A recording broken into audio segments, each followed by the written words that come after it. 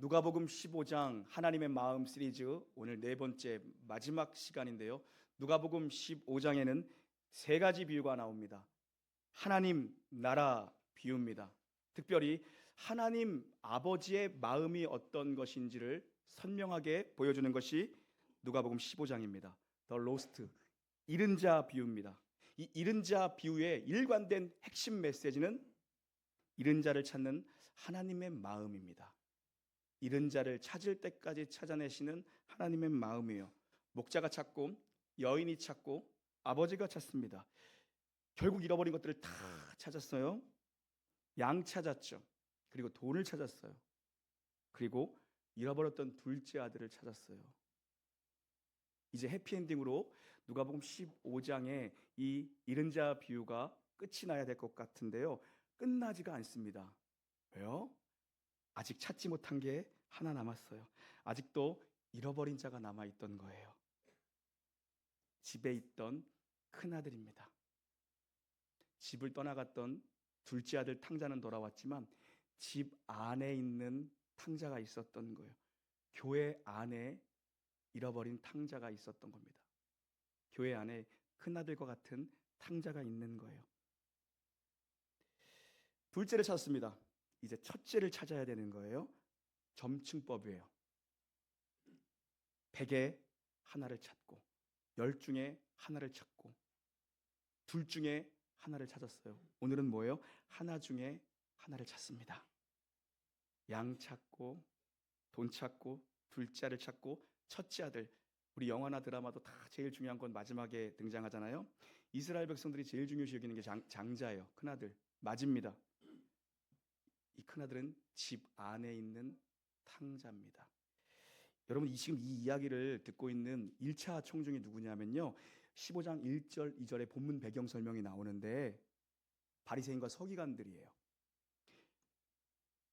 예수님이 이 비유를 왜 시작하셨냐면 예수님이 세리와 창기들과 함께 겸상을 하고 계셨어요. 식사를 하고 있으니까는 바리새인과 서기관들이 달려와서는 아니 어떻게 저런 거지 같은 애들이랑 같이 식사를 하냐고, 우리같이 좀 격 있는 사람들이랑 식사를 하셔야지 저런 애들이랑 어울리시냐고 시비를 걸어옵니다.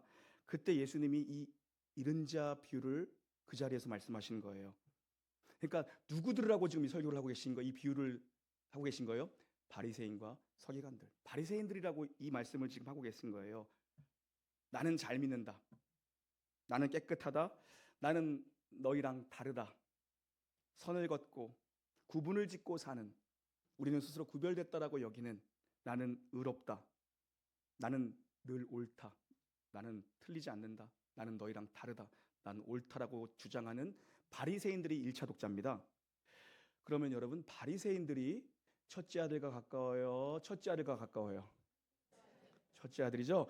이렇게 하니까 잘해 주시네. 땡큐. 그죠? 첫째예요. 하나님의 마음은 이제 돌아와야 할 마지막 탕자, 집안에 있는 맏아들, 장남을 찾아 나서시는 거예요. 큰아들은요, 나 성실하다. 나 의롭다. 나 의무를 다했다. 나는 둘째 그놈이랑 다르다. 이런 캐릭터입니다. 근데 이 큰아들은요, 집안에서 아버지 곁을 떠난 적이 없고 늘 교회 안에 있던 캐릭터예요. 근데 가장 귀한 걸, 가장 중요한 걸 잃어버렸어요. 뭘 잃어버린 거예요? 은혜를 잃어버렸어요. 은혜를 잃어버렸어요. 내가 받은 은혜가 얼마나 귀하고 값지고 큰 것인지 이 집안에 있던 큰아들은 은혜를 잃어버렸어요. 늘 아버지 옆에 몸은 와 있었거든요. 아버지랑 늘 붙어 있었어요. 여러분, 아버지랑 보낸 시간만큼 복된 건 없습니다. 우리가 먼저 부름받은 먼저 된 자가 되어서 가장 큰 보상받은 게 뭔지 아세요? 내가 졸더라도 교회 와서 졸고 있다라는 거예요. 여러분, 아버지 말씀하잖아요. 얘야, 너는 늘 내 옆에 있었고 얘야, 이 모든 게 다 네 것이지 않느냐. 정말 큰 은혜를 받은 자가 큰아들이거든요. 유대 상속법대로 하면, 레기의 상속법대로 하면요, 재산도 장남은 2배의 분깃을 받아요. 신명기에 의하면 2배를 받습니다. 이미 각각 둘째가 재산권을 요구할 때 각각 나누어 줬습니다. 2배의 재산을 받은 게 장남이에요. 정말 이미 큰 은혜를 받았다고요. 그런데 자기가 받은 은혜는 다 잊어버리고 아버지가 돌아온 동생, 거지가 돼서 돌아온 동생에게 베푸는 은혜를 못 보는 거예요. 기뻐하지 못합니다. 기쁨의 잔치에 참여하지 못하는 유일한 한 사람이 누구예요? 큰아들이에요. 집안에 있는 탕자. 아버지 결정에 대해 분노를 결국 터뜨립니다. 이게 오늘 우리에게 준 핵심 메시지입니다. 오늘 메시지 한번 볼까요? 함께 따라합니다. 왜 큰아들은 기쁨의 잔치에 참여하지 못하는 존재로 되어버린 겁니까?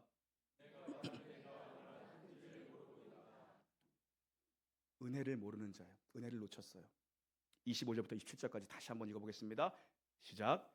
맏아들은 밭에 있다가 돌아와 집에 가까이 왔을 때 풍악과 춤추는 소리를 듣고 한 종을 불러 이 무슨 일인가 물은데 대답하되 당신의 동생이 돌아왔으매 당신의 아버지가 건강한 그를 다시 맞이해드리게 됨으로 인하여 살찐 송아지를 잡았나이다 하니. 큰아들이 밭에서 이제 일을 끝내고 집으로 돌아오는데 우리 집에서 분명히 풍악 소리가 나는 거예요. 음악 소리를 듣고 마음이 경화됩니다. 그 자리에 멈춰버립니다. 직감적으로 안 거겠죠. 둘째가 집을 나간 후로 늘 눈물을 흘리며 지내던 아버지가 갑자기 집안에서 풍악 소리라니 직감적으로 느낀 거예요. 여러분, 음악은 기뻐해야 되는 거예요. 근데 기뻐하지 못하잖아요. 신앙생활은 기쁨이 있어야 되는 거거든요. 누가복음 15장에서 가장 많이 반복되는 단어 중에 하나가 뭐냐면 기쁨과 즐거움입니다. 기쁨, 즐거움이 누가복음 15장에 거의 절마다 나옵니다. 구원이란 그런 겁니다. 본래의 자리를 찾는 거예요. 우리는 원래 하나님의 소유였어요. 근데 전부 다 집 나간, 가출한, 잃어버린 자가 되었다고요. 구원은 뭡니까? 궤도 이탈한 자들이 다시 궤도권으로 돌아오는 거고, 있어야 될 자리에 다시 제자리를 찾는 게 구원이거든요.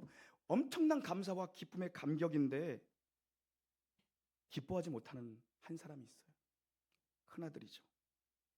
여러분, 교회 안에 있으면서 기쁨 없는 신앙생활을 하고 있는 건 반드시 뭔가 고장난 거예요. 제대로 된 신앙인은 기쁨이 없을 수가 없습니다.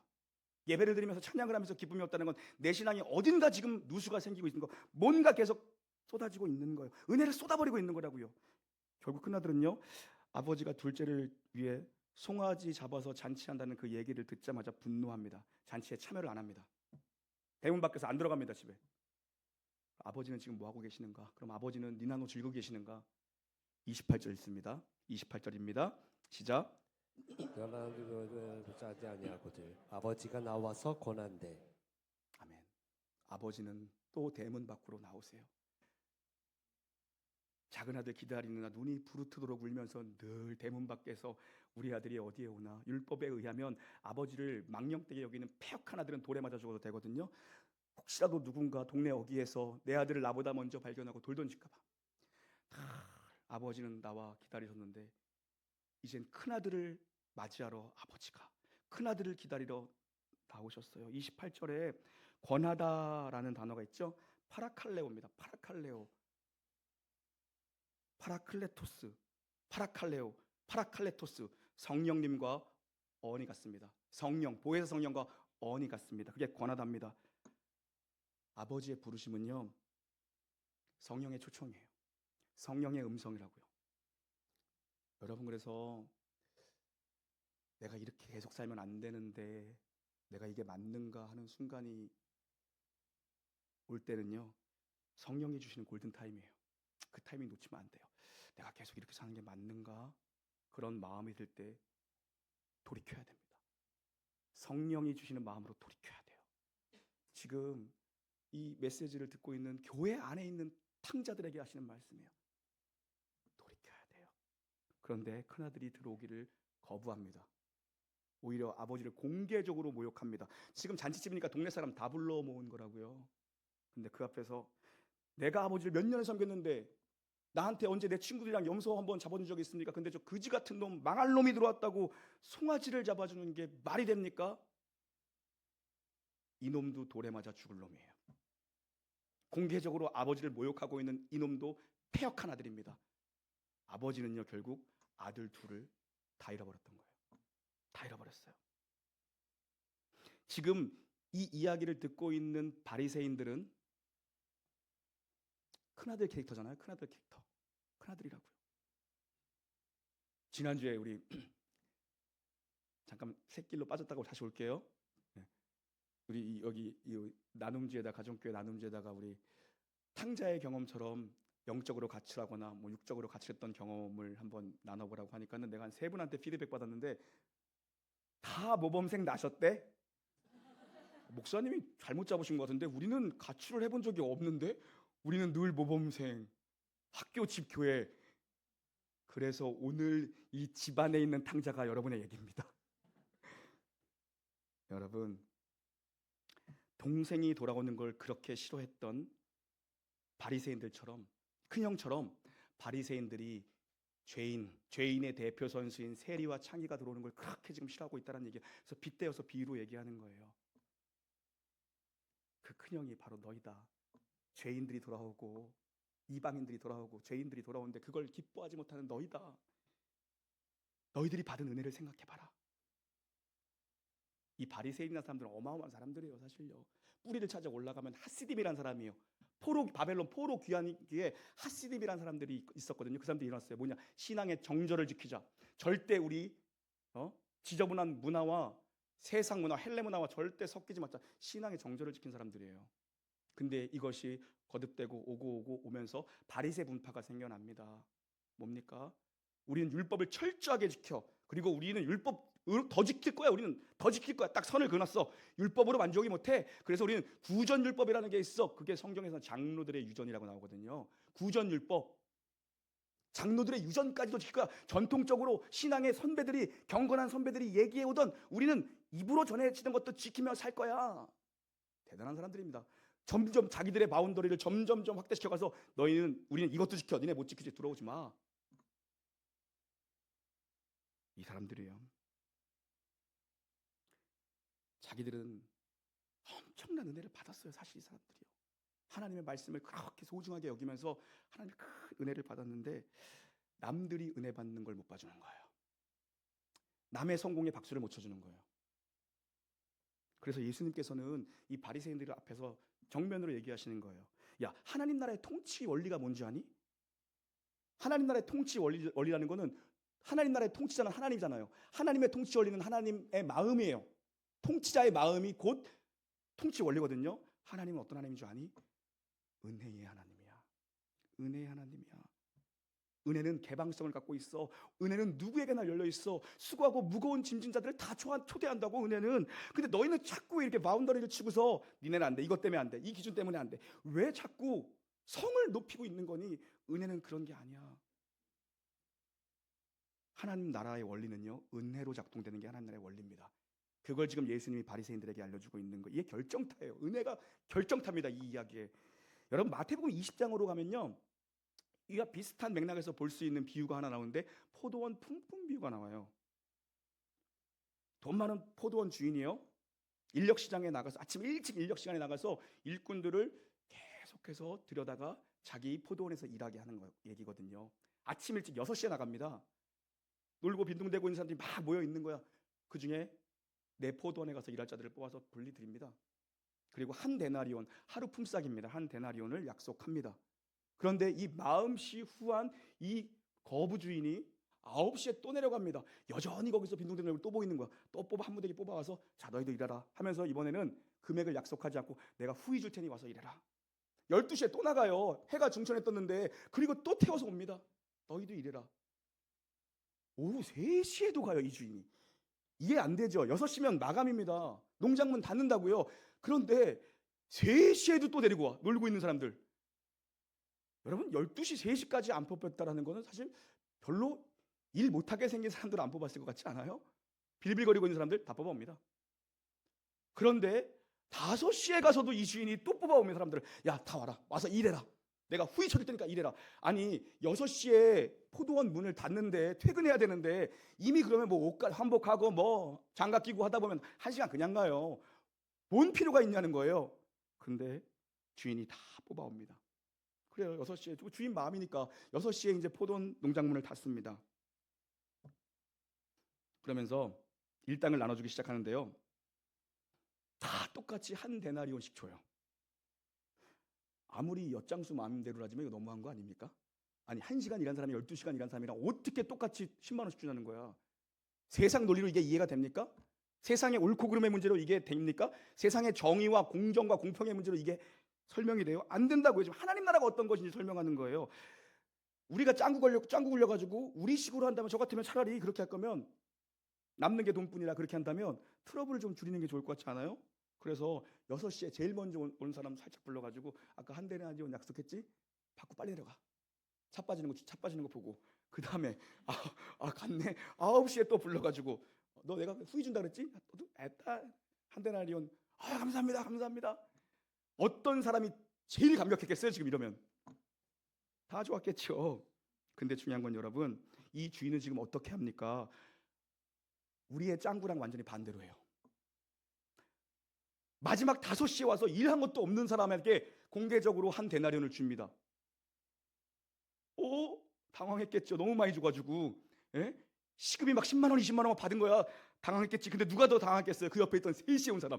나는 얼마를 받을까? 동일하게 한 데나리온을 또 줘요. 12시에 온 사람도 동일하게 한 데나리온을 줘요. 6시에 와서 꼭두새벽부터 6시까지 12시간 일한 사람도 한 데나리온을 받습니다. 결국에 이런 식으로 하면은요, 5시에 온 사람 빼고 모두가 불만을 가질 수밖에 없다고요. 다 불만이 나올 수밖에 없어요. 누가 제일 열받겠어요, 여기서요? 6시에 온 사람이 제일 열받겠죠. 아침에 제일 일찍 온 사람. 그래서 폭발합니다, 이 사람. 폭발합니다. 아니, 이게 말이 됩니까? 이게 정의로운 겁니까? 이게 공평한 겁니까? 불만을 터뜨리니까 포도원 주인이 뭐라고 얘기합니까? 내가 너한테 약속한 대로, 처음에 부른 사람은 한 데나리온을 약속했거든요. 내가 너에게 약속한 대로 한 데나리온을 주었는데 뭐가 문제냐? 이 중에 덜 받은 사람은 아무도 없단다. 이 중에 덜 받은 사람은 아무도 없단다. 나의 것을 가지고 내가 나누어지는데 네가 왜 그걸 따지고 드니? 이 중에 덜 받은 사람이 있다면 누군지 한번 얘기를 해봐라. 누가 덜 받았니? 덜 받은 자는 아무도 없는 거예요. 생각해봐라. 장터에서 놀고 있던 너, 배고픈 너, 아무도 고용해주지 않던 너를 찾아다니면 내가 고용한 거야. 그리고 후한 일당을 준 거야. 적게 받은 자는 아무도 없어. 이게 은혜의 원리예요. 은혜예요. 은혜가 뭐예요? Something better than justice. 나 요즘 이게 너무 좋더라고. Something better than justice. 정의보다 나은 그 무엇. 정의보다 더 나은 그 무언가. 그게 은혜예요. 정의보다 더 나은 것. 은혜는요, 정의와 대립 구조가 아니라 정의는 은혜 위에 서는 거고요. 그리고요, 정의를 뛰어넘는 게, 나의 의로움을 뛰어넘는 것, 옳고 그름을 뛰어넘는 게 은혜입니다. 여러분, 하나님은 은혜의 하나님이에요. 하나님은 모든 자에게 후히 베푸시는 하나님이에요. 남의 것 부러워하지 마세요. 여러분에게 주신 은혜가 있는 줄 믿습니다. 이 비교 의식 때문에 무너져 버린 거예요. 남 잘 되는 걸 박수를 못 치는 거예요. 그래서 내게만 주신 은혜가 있어요. 왜 아무도 아멘 안 해요? 다 큰형. 그러니까 여러분이 큰형이야. 딱 봐도 그냥 생긴 것부터 큰형이야. 나 바리새인일세. 여러분, 우리 교회만 주신 은혜가 있어요. 여러분 앉아있는 그 자리, 바로 그 자리가 은혜의 자리예요. 괴롭고 힘들 때 거기 와서 그냥 아버지 한번 부르면 그때마다 주시는 은혜가 있어요. 큰아들이 지금 그걸 모르고 있었어요. 그걸 몰랐어요. 그런데 큰아들은요, 지금 자기가 받은 은혜가 아니라 자기 의로움을 앞세우고 있어요. 내가 지금껏 몇 년 동안 아버지를 어떻게 생겼는데, 여기서 섬기다가 듀로스, 내가 종처럼 일했는데, 내가 종처럼 아버지를 섬겼는데 나한테는 염소 새끼 한 마리 안 잡아주고, 지금 나가서 창기랑 노란한 저 망할 놈한테는 소를 잡아줘서 잔치를 베푸는 게 말이 됩니까? 이게 지금 이해가 되고, 이게 상식적으로 말이 되고, 이게 어떤 원리로 말이 됩니까? 우리 옳고 그름 한번 가려봅시다. 이렇게 아버지한테 덤벼드는 거예요. 옳고 그름의 원리를 가지고 나옵니다. 내가 얼마나 충성했는 줄 아냐? 자기 의를 가지고 나옵니다. 우리가 신앙생활하면서도 얼마든지 이럴 수 있어요. 얼마든지 이럴 수 있어요. 정의라는 것만큼 매력적인 게 없습니다. 공평, 정의 이런 거 들고 나오잖아요. 호소력이 있고 엄청 설득된다니까요. 사람들은 그래요. 그런데요, 기독교 신앙이 얘기하고 성경이 얘기하는 하나님의 마음, 은혜를 이야기하면 반발이 일어나요. 반발합니다. 사람들은. 왜 쟤한테만 특별 대우해줘? 이거 불공정한 거 아니야? 교회 콩가루 되는 거 시간 문제입니다.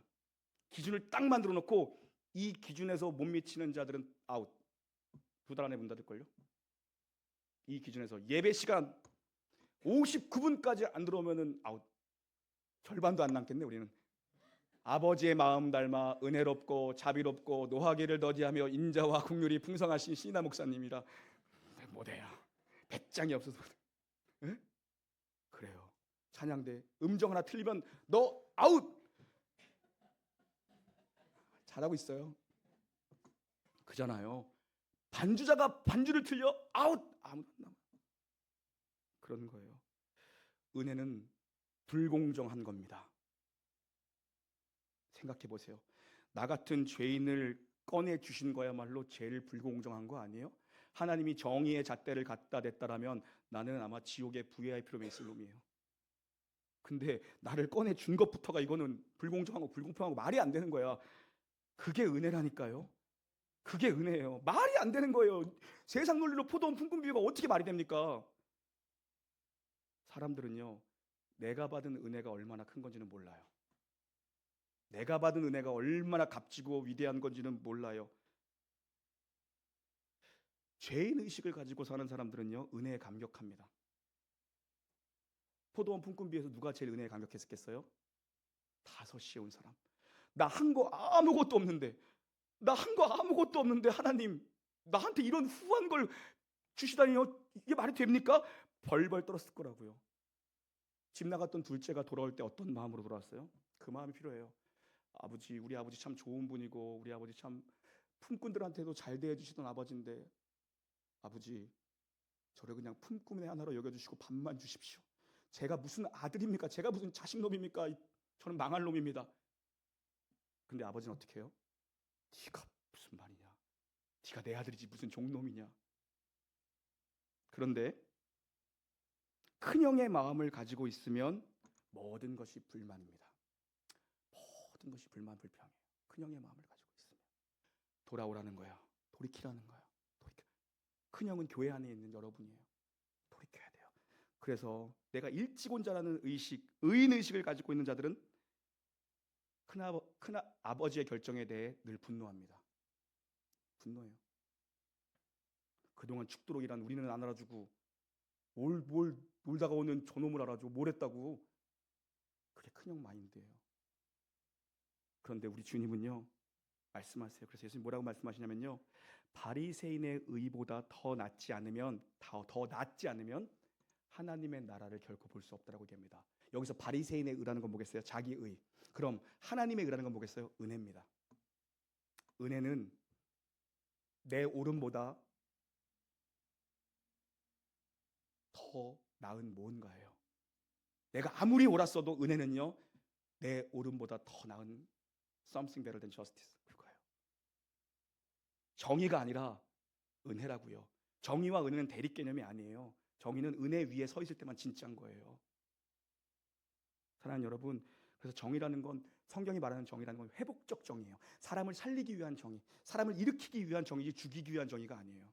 회복적 정의라니까요. 은혜 위에서만 회복적 정의가 발현되는 거예요. 하나님 만든 은혜의 원리의 시스템이에요. 그게요. 여러분 모두가 은혜로 구원받았다는 것을 단 한 사람도 놓치지 않게 되기를 주의 이름으로 축복합니다. 이거 잊어버리면 큰아들 되는 거예요. 이거 잊어버리면 큰아들 되는 거예요.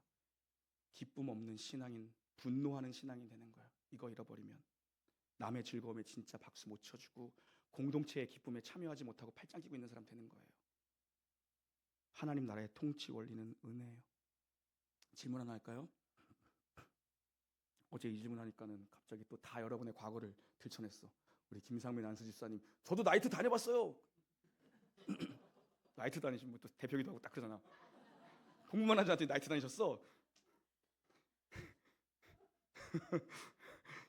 여러분, 일찍 예수 믿은 덕분에 모태신앙으로 태어나고 어려서부터 예수 믿은 덕분에 평생 나이트클럽 한번 못 가보고 졸더라도 늘 교회 안에 있던 것이 복된 거예요?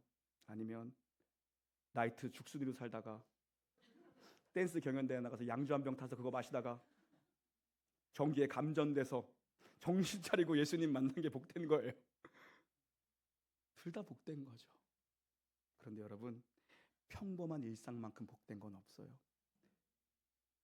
이 큰아들이 놓치고 있던 게 뭐냐면 늘 아버지 옆에 있었다는 게 가장 큰 복이라는 걸 놓쳤고, 어려서부터 믿음의 가정에서 태어나서 늘 교회 안에 있던 사람, 그게 얼마나 큰 복인데요.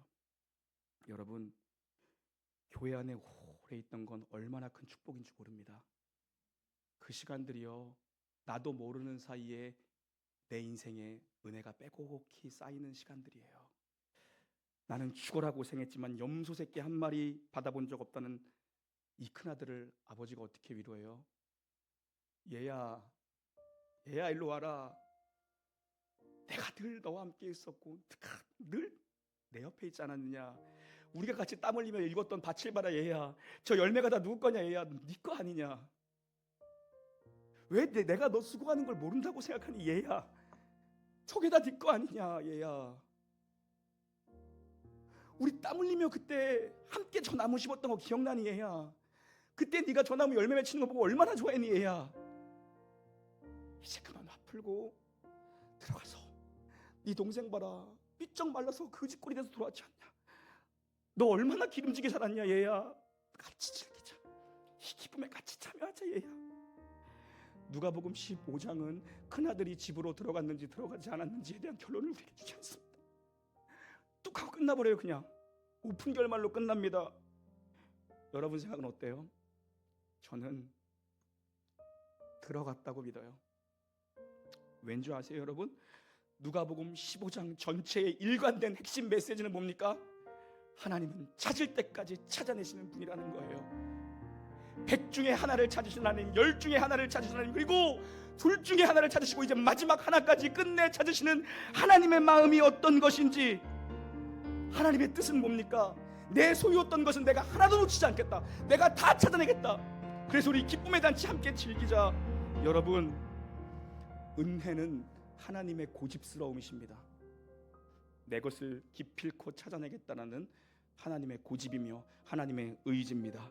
하나님의 사랑과 하나님의 뜻을 반드시 이루겠다. 내가 너를 영광의 찬송을 부르는 자로 내가 기필코 만들겠다는 하나님의 고집스러움이 은혜라는 거예요. 교회에 제일 필요한 사람들이 누군지 아세요 여러분? 새가족도 필요하고 이제 갓 예수 믿고 은혜 받은 사람들 필요한데, 교회에 진짜 필요한 사람 중에 한 분이 누군지 아세요? 하나님이 주신 은혜를 오랜 기간 누려본 사람, 한 교회에서 늘 그 자리에서 하나님이 주신 은혜를 많이 경험해 본 사람, 오랫동안 내가 주의 몸된 교회를 섬기며 살아가는 것이 얼마나 큰 복인 줄을 아는 사람, 그런 사람이 교회에 필요해요. 여러분, 우리는 지금 다 교회 안에 있는 큰형입니다. 우리는 큰아들입니다. 우리 중에 집 나간 사람은 없으니까 우리 다 큰아들입니다. 내가 은혜 위에 서 있는 큰 아들이라는 것을 누구 한 명도 놓치지 않게 되기를, 하나님의 기쁨에 모두 참여하시기를 주님의 이름으로 축원합니다. 찬양하시죠.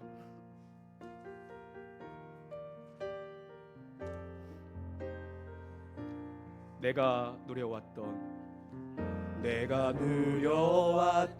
모든 시들이,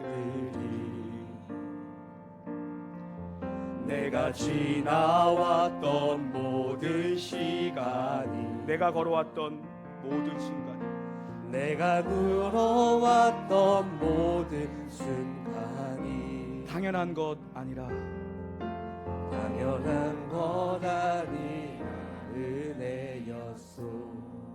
아침 해가 뜨고 아침 해가 뜨고 저녁에 노을, 봄의 꽃향기와 봄의 꽃향기와 가을의 열매, 변하는 계절에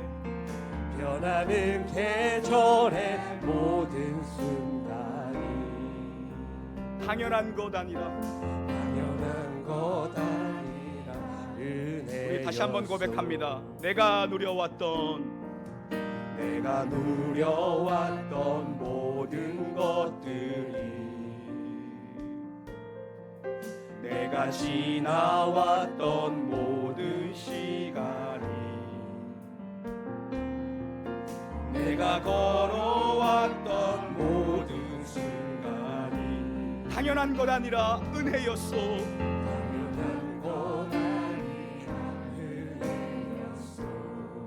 아침에 해가 또 지고, 아침 해가 뜨고 저녁에 노을, 계절의 모든 변화도 봄의 꽃향기와 가을의 열매, 모든 것이 주님의 은혜입니다. 변하는 계절의 모든 순간, 당연한 것 아니라 은혜였소. 당연한 것 아니라 은혜였소. 모든 것이 은혜,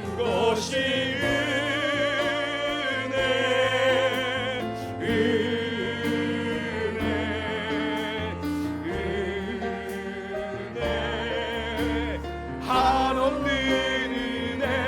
내 삶에 당연한 것 하나도 없었던 것을, 모든 것이 은혜였. 모든 것이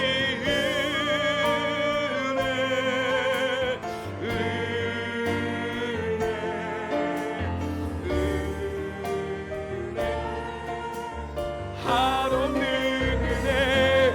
내 삶에 당연한 것 하나도 없었던 것을, 모든 것이 은혜. 우리 한번 더 믿음으로 고백합시다. 모든 것이 은혜.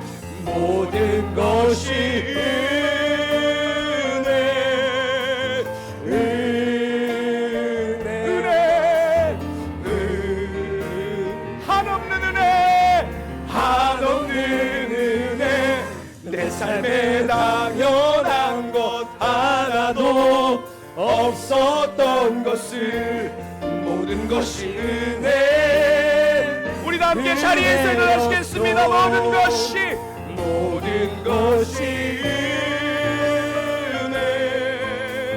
은혜.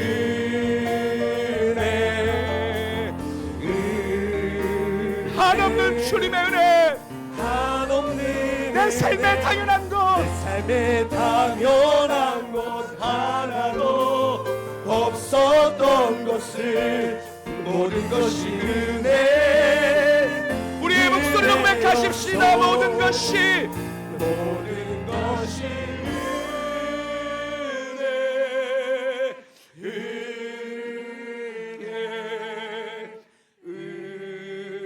은혜. 한없는 은혜. 내 삶에 당연한 것 하나도 없었던 것을, 모든 것이 은혜여서, 모든 것이 은혜. 모든 것이 은혜.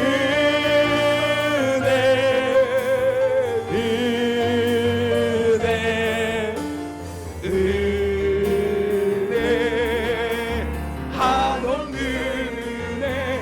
내 삶에 당연한 것 하나도 없었던 모든 것이 은혜.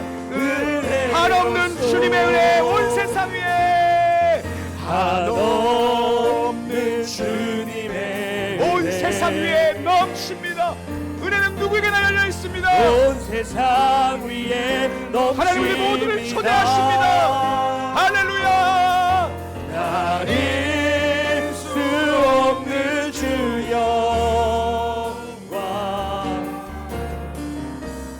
온 땅 위에 충만합니다. 주님만이 길이, 우리 그 길을 따라가기 원합니다. 주님, 우리 그 길 따라갑니다. 그날에 우리를 주님은 완전하십니다. 우리 그 완전하신 주님 앞에 주는 우리의 전심을 다가 노래하십시다. 한없는 주님의 은혜 온 세상 위에 넘칩니다. 할렐루야. 가릴 수 없는 주 영광 온 땅 위에 충만합니다. 주님만이 길이오니 우리 그 길 따라갑니다. 그날에 우리를 주님은 완전하신 주십니다. 할렐루야. 주는 완전 우리 가정 선포합시다. 모든 것이 은혜, 모든 것이 은혜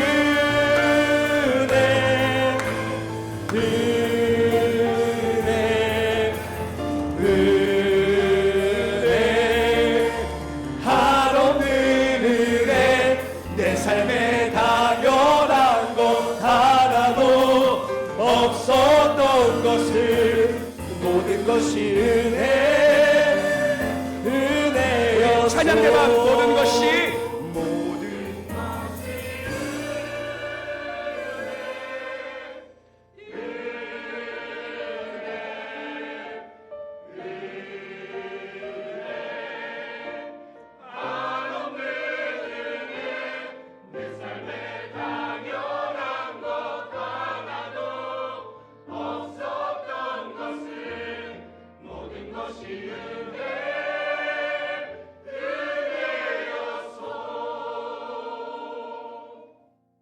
이제는 우리의 주가 되시는 예수 그리스도의 은혜와 하나님의 극진하신 사랑과 성령의 내주 교통하심이 늘 아버지 안에 머물며 살던 것이 얼마나 큰 은혜이며 복이며 명예이며 자랑인지를 깨달아 알고 감사와 기쁨으로 신앙생활하기를 소원하는, 회복을 원하는, 결단하는 예수 안에 있는 모든 예배자들 머리 위에와 놀라운 교회 모든 영가족들 무리와 주께서 특별히 사랑하시는 이 나라 이 민족 위에 세계 열방의 선교사역 감당하는 주의 종들 위에 이제로부터 영원 무궁히 함께 있을지어다. 아멘.